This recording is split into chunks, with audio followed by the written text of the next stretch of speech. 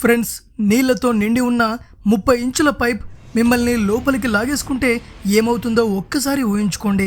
అసలు ఏం జరిగిందో తెలిసేలోపే మీకు ఊపిరాడదు, కాసేపటికే చనిపోతారు. Faria diving disaster. ఈ ప్రమాదంలో 4 డైవర్స్ చనిపోయారు. ఈ దృశ్యాలన్నీ గోప్రో కెమెరాలో రికార్డ్ చేయబడ్డాయి. ఇది ఆ ప్రమాదం జరగడానికి కొన్ని సెకండ్ల ముందు తీసిన వీడియో.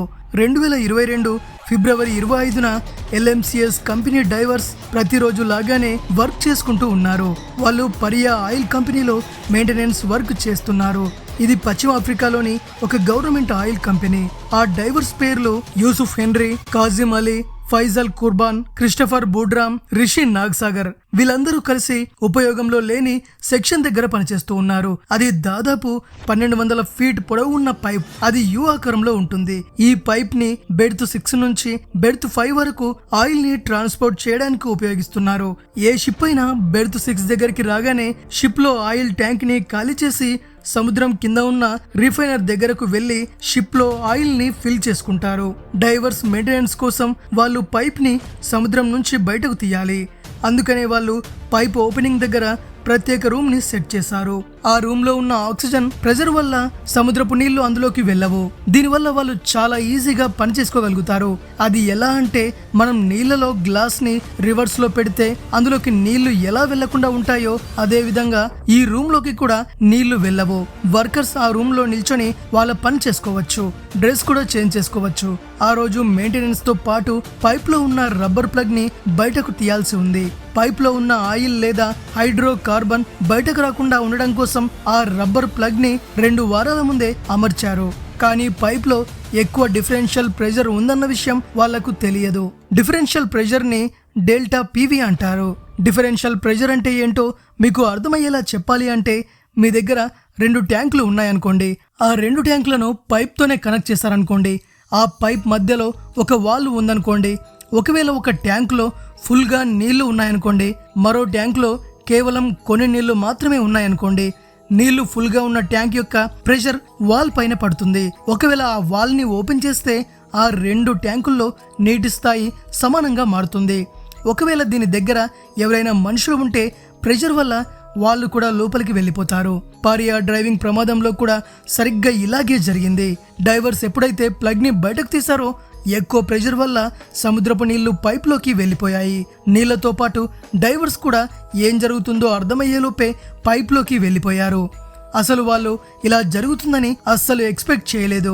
ఈ డిఫరెన్షియల్ ప్రెషర్ ఎంత శక్తివంతమైందో తెలుసుకోవడానికి ఇదిగో ఈ వీడియో క్లిప్ ని చూడండి. ఈ ప్రమాదం 2012 తైవాన్లో జరిగింది. ఈ ప్రమాదంలో ఒక వర్కర్ చనిపోయాడు. కానీ పారియా ప్రమాదంలో అదృష్టవశాత్తు డైవర్స్ అందరూ ఎయిర్ ప్యాకెట్స్ ఉన్న చోటనే పడిపోయారు. దీనివల్ల వాళ్ళు ఊపిరి తీసుకోవడానికి ఇబ్బంది లేకుండా పోయింది. అందరూ కూడా పైప్ లోపల బ్రతికి ఉన్నారని తెలిసింది. కానీ ఆ పైప్ లోపల ఎక్కడున్నారో వాళ్ళకి అర్థం కాలేదు. ఎటువైపు నుంచి వచ్చారో, ఎటువైపు నుండి వెళ్తే బయటపడతారనే విషయం కూడా కనిపెట్టలేకపోయారు. ఈ పైప్స్ కి ఉన్న సపోర్ట్ ని అటాచ్ చేయడానికి ఎయిర్ పాకెట్స్ పెట్టారు. అందుకనే ప్రతి చోట ఎయిర్ హోల్స్ ఉన్నాయి. ప్రతి ఒక్కరు కూడా ఏదో ఒక ఎయిర్ ప్యాకెట్ దగ్గర ఇరుక్కుపోయారు. వాళ్ళు ఎంత దారుణమైన పరిస్థితుల్లో ఉన్నారో వాళ్ళకి అస్సలు తెలియదు. అదృష్టవశాత్తు వాళ్ళందరూ బ్రతికే ఉన్నారు. ప్రతి ఒక్కరు కూడా ఎంత తొందరగా వీలైతే అంత త్వరగా అక్కడి నుంచి బయటపడాలనుకున్నారు. కానీ వాళ్లకు పైప్లో ఎటువైపు వెళ్లాలో తెలియదు.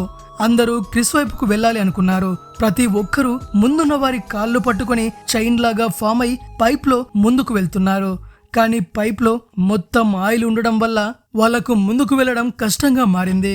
అయితే ఇక్కడ దురదృష్టకరమైన విషయం ఏంటంటే, యూసఫ్ కాళ్ళు విరిగిపోయాయి. గాయమైన తర్వాత కూడా చీకట్లో ముందుకు వెళ్లాలని నిర్ణయించుకున్నారు.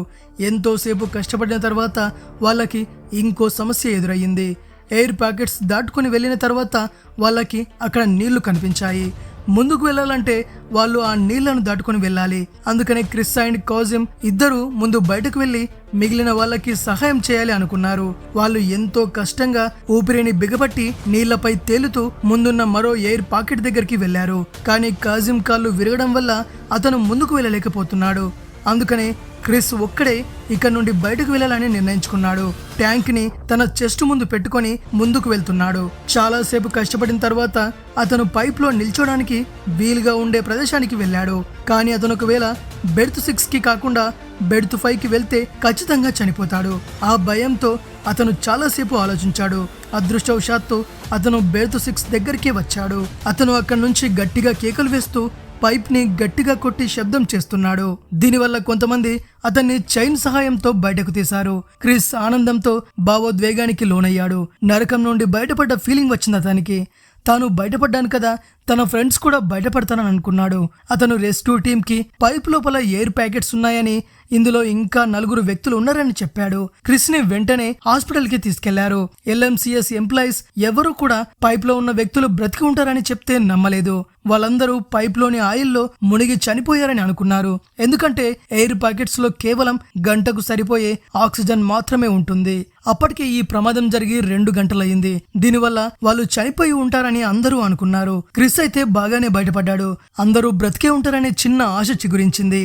రెస్క్యూయర్లు అందరూ పైప్ లోపల ఉన్న డైవర్స్ లొకేషన్ ని గుర్తించాలని పైప్ ని కొడుతూ శబ్దం చేస్తూ ఉన్నారు. లోపల ఉన్న వ్యక్తులకు శబ్దాలు వినిపించాయి. వెంటనే వాళ్ళు కూడా పైప్ ని కొట్టి మేమింకా బ్రతికే ఉన్నామని సంకేతం ఇచ్చారు. డైవర్స్ చేసిన శబ్దం వల్ల వాళ్ళకి బ్రతుకు మీద ఆశ చిగురించింది.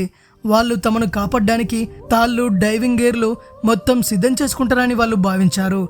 ఎన్నో గంటలు సమయం గడిచింది. కానీ వాళ్లకు ఎవ్వరూ కనిపించలేదు. ఎవ్వరూ పైప్ లోకి రాలేదు. పైప్ ని కట్ చేసి వాళ్ళని బయటకు తీయలేదు. పైప్ లో ఆక్సిజన్ తగ్గుతూ వచ్చింది.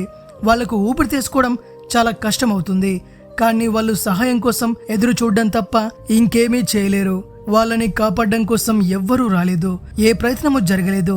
ఈ ప్రమాదంలో LMCS పరియా కంపెనీ అలాగే కోస్ట్ గార్డ్ పైన ఎన్నో అనుమానాలు రేకెత్తాయి. కొంతమంది పరియా కంపెనీ లోపల ఇరుక్కున్న డైవర్స్ ని కాపాడడానికి రెస్క్యూ టీం సిద్ధంగా ఉన్నప్పుడు వాళ్ళని అడ్డుకుందని చెప్తున్నారు. డైవర్స్ ని కూడా వాళ్ళు ఆపేశారని చెప్తున్నారు. కానీ కంపెనీ మాత్రం వాళ్ళని కాపాడడానికి ప్లాన్ లేదని, ఎక్కువ డైవర్స్ ని లోపలికి పంపించడం చాలా ప్రమాదకరమైన పని అని భావించి పైపు లోపల ఇరుక్కున్న డైవర్స్ బతుకుండే ఛాన్స్ లేదని చెప్పింది. ఆ శబ్దాలు కూడా ఏదో వస్తువు వల్ల వచ్చిన శబ్దాలని కొట్టిపారేసింది. కోస్ట్ గార్డ్ పరియా కంపెనీ వాళ్ళని కాపాడడానికి ఎన్నో ప్రయత్నాలు చేసిందని చెప్పాడు. కానీ నిజానికి కంపెనీ మాత్రం ఏ సహాయం చేయడానికి ప్రయత్నించలేదు. ఫిబ్రవరి 25న క్రిస్ ని కాపాడారు. అప్పుడు వాళ్ళందరూ బ్రతికే ఉన్నారు. ప్రతి ఒక్కరూ 48 గంటల వరకు పైప్ లో శబ్దాలు వచ్చాయని చెప్పారు. ఫిబ్రవరి 27న పరియా కంపెనీ ప్రెస్ ముందుకు వచ్చి డైవర్స్ అందరూ చనిపోయారని కన్ఫర్మ్ చేసింది. వాళ్ళ ప్రాణాలు కాపాడే మిషన్ ముగిసి కనీసం వాళ్ళ డెడ్ బాడీస్ అయినా సురక్షితంగా దొరికితే చాలనే మిషన్ మొదలయ్యింది. ఫిబ్రవరి 28న 7 గంటలకి పైప్ లో ఇరుక్కున్న 3 డెడ్ బాడీస్ ని బయటకు తీశారు. కానీ ఒక డైవర్ బాడీ మాత్రం అస్సలు దొరకలేదు. 2022 మార్చి 3న రిషి నాగాసా డెడ్ బాడీ దొరికింది. ఆ డెడ్ బాడీ పరిస్థితి ఎంత దారుణంగా ఉందంటే అతన్ని గుర్తుపట్టడం కూడా కష్టంగా మారింది. ఆ డెడ్ బాడీస్ కి అటోస్పై చేసినప్పుడు 2 రిపోర్ట్లు వచ్చాయి. ఈ రిపోర్ట్స్ ను బట్టి వాళ్ళలో కొంతమంది ఫిబ్రవరి 28 వరకు కూడా బ్రతికే ఉన్నారని తెలిసింది. కానీ కంపెనీ మాత్రం వాళ్ళని కాపాడడానికి కనీసం ప్రయత్నించలేదు. ఫ్రెండ్స్, ఈ దారుణమైన ప్రమాదం గురించి తెలుసుకున్న తర్వాత తప్పు ఎవరిదని మీకు అనిపించిందో కింద కామెంట్ చేయండి. ఇదే విషయం ఫ్రెండ్స్, వీడియో కనుక మీకు నచ్చినట్టయితే లైక్ చేయండి, షేర్ చేయండి.